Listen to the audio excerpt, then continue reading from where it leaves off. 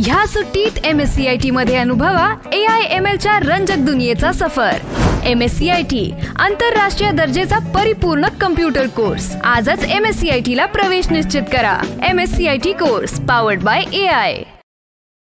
नवी मुंबईतून एक धक्कादायक घटना समोर आली आहे। नेरूळमधील दारावे गावात राहणारा नितेश गंगुमनी या 20 वर्षीय नराधमानं 16 वर्षीय नाबालिक मुलीवर लैंगिक अत्याचार केल्याची संतापजनक घटना समोर आली आहे। या घटनेनं परिसरात एकच खळबळ उडाली आहे।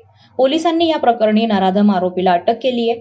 पोलीस सूत्रांनी दिलेल्या माहितीनुसार दारावे गावात राहणाऱ्या 16 वर्षाच्या अल्पवयीन मुलीवर 20 वर्षीय तरुणाने अत्याचार केला। दिनांक 23 मार्च रोजी सायंकाळी 5:30 ते 6:30 वाजण्याच्या दरम्यान हा गुन्हा घडल्याचं पोलिसांनी सांगितलं।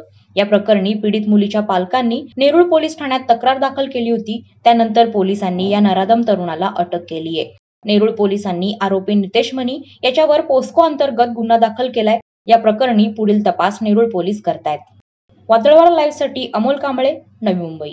नवी मुंबई व रायगड जिल्ह्यातील ताज्या बातम्या आणि घडामोडींसाठी सबस्क्राईब करा वादळवाडा लाईव्ह चॅनल आणि दाबा बेल आयकॉन।